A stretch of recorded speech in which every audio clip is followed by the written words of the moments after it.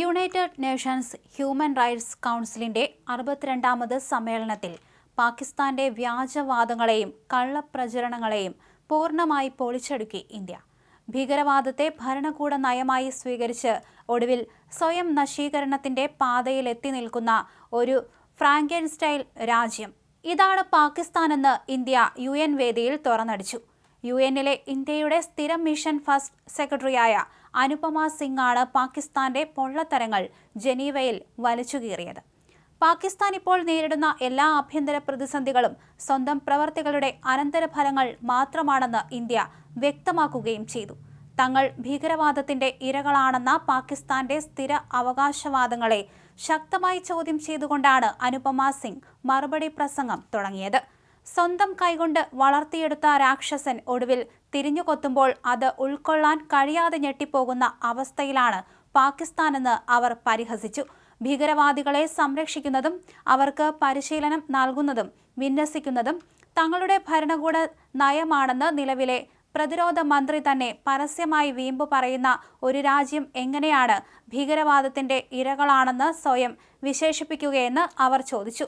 സ്വന്തം താൽപ്പര്യങ്ങൾക്ക് വേണ്ടി ഒരു പ്രത്യേക ഭീകര സംഘടനയെ വളർത്തിയെടുക്കുകയും പിന്നീട് ആ ശക്തി തങ്ങളെ തന്നെ തിരിഞ്ഞുകടിച്ച് വലിയ ഭീഷണിയായി മാറുകയും ചെയ്യുന്ന അവസ്ഥയെ സൂചിപ്പിക്കാനാണ് മേരി ഷെല്ലിയുടെ പ്രശസ്തമായ നോവലിനെ ആസ്പദമാക്കി ഫ്രാങ്കൻസ്റ്റൈൻ സ്റ്റേറ്റ് എന്ന സാഹിത്യ രാഷ്ട്രീയ പ്രയോഗം ഇന്ത്യൻ നയതന്ത്രജ്ഞ പാകിസ്ഥാനെതിരെ പ്രയോഗിച്ചത്.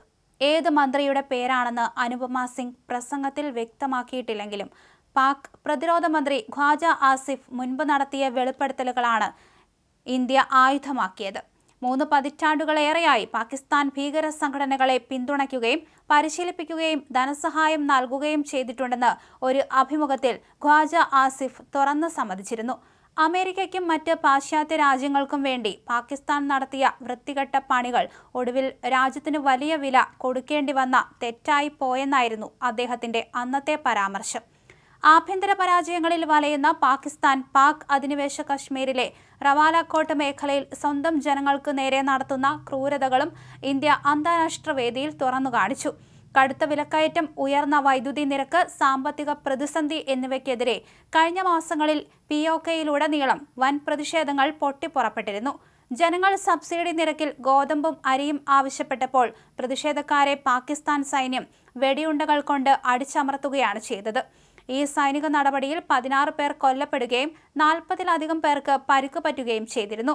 ഭക്ഷണത്തിനായുള്ള സ്വന്തം ജനങ്ങളുടെ ആവശ്യങ്ങളെ വെടിയുണ്ടകളും ക്രൂരതയും കൊണ്ടാണ് പാകിസ്ഥാൻ നേരിട്ടതെന്ന് അനുപമ സിംഗ് ആഞ്ഞടിച്ചു.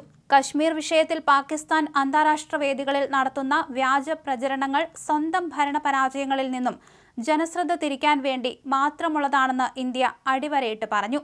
ഇന്ത്യൻ ഭൂപ്രദേശങ്ങൾക്ക് മേൽ അവകാശവാദം ഉന്നയിക്കാൻ സമയം കളയുന്നതിന് പകരം സ്വന്തം രാജ്യത്തെ തകർന്ന അവസ്ഥ നേരെയാക്കാൻ പാകിസ്ഥാൻ ശ്രദ്ധിക്കണമെന്ന് അനുപമ സിംഗ് ആവശ്യപ്പെട്ടു. ജമ്മുകാശ്മീർ ഇന്ത്യയുടെ അവിഭാജ്യ ഘടകമായി തുടരുമെന്നും കശ്മീർ വിഷയത്തിൽ ഇനി പരിഹരിക്കപ്പെടാനുള്ള ഒരേയൊരു കാര്യം പാകിസ്ഥാൻ നിയമവിരുദ്ധമായി കൈവശം വച്ചിരിക്കുന്ന ഇന്ത്യൻ ഭൂപ്രദേശങ്ങൾ തിരികെ നൽകുക എന്നത് മാത്രമാണെന്നും ശക്തമായ ഭാഷയിൽ ഇന്ത്യ വ്യക്തമാക്കുകയും ചെയ്തു.